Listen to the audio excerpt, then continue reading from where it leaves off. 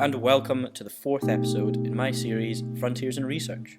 In this episode, we understand how culture, understanding, and disaster can develop risk resilience frameworks for the governments of Pacific Islands, where there was once none. This seminar was led by Dr.Kate Crowley, a lecturer in climate risk and resilience at the University of Edinburgh. Her research interests cover a range of disaster risk and resilience and climate change adaptation topics, including risk assessment methods and tools for decision makers, disasters and culture, indigenous knowledge, social vulnerability and capacity, resilience frameworks and measurement, science communication and knowledge exchange. This seminar covers her work as a hazard and risk engineer at the National Water and Atmospheric Research Institute in New Zealand. Through her work, she co-managed a national risk tools project and led an international development project on adapting risk assessment tools for the Pacific Island countries.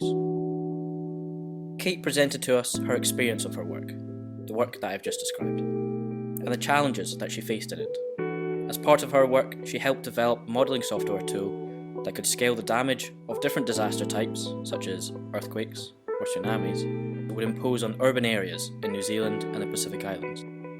This work was somewhat motivated off the back of the 2011 earthquake in Whitechurch, New Zealand, which left the country's capital severely damaged. Through her talk to us in this seminar, she highlighted the lack of disaster and risk data that was held by the local governments of the Pacific Island countries, and how they would keep what information they had hidden from other local governments in order to make money and/or trade. Throughout her project, she discovered the value of systematic data collection, undergoing the arduous task herself in order to develop necessary parameters for her model, creating a method that could be understood and applied universally. Kate learned of the power of employing local government workers and the value in having them be involved in a project to develop their skills in risk analysis and disaster management.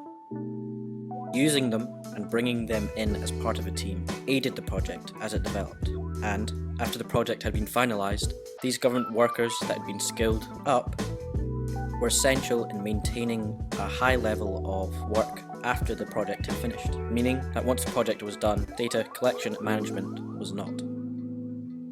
Through this process, she realised that when working with local governments, it is essential to keep them in the loop and to get them to understand how risk and disaster management can help them, a far more efficient working environment than bossing them around without getting them involved. She learned the benefit of offering mutual benefit in working on a project like hers, developing skills where there once had not been any.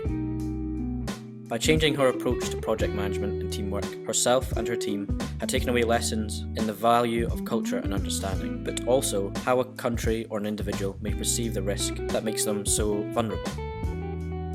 For example, if someone has lived near a volcano all their life, they will be less inclined to move away from the imminent eruption, as they do not see it as an immediate risk, because they have been subject to the volcano over and over, living and adjusting to the recurring events that it synthesizes. The idea of perceived risk ties in with how data, when successfully collected, refined and projected, is to be presented to the public, and how the government may respond to it. Kate explained to us the complications of producing useful tools that can help vulnerable geographical regions, especially when they lack the technological and systematic approach and motivation to addressing the problems they face. In doing so, she told us she'd gained understanding in the value of understanding cultures and using locals to build and maintain risk and disaster resilience for the present and into the future. To end this episode, I'll talk a bit about my thoughts on the topic and what Kate talked about. Kate revealed the evolution of her project and how, in general, her expectations were curbed, often because of the lack of data the countries she was working in had.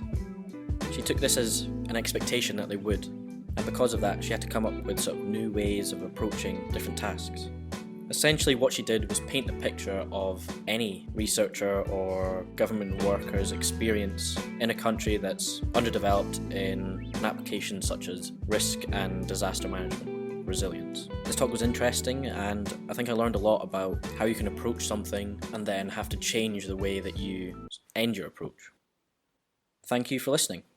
If you enjoyed listening to this topic, or have any more interest in geological or geographical frontiers in research, I recommend you check out the rest of this series, Frontiers in Research. Thank you, and goodbye.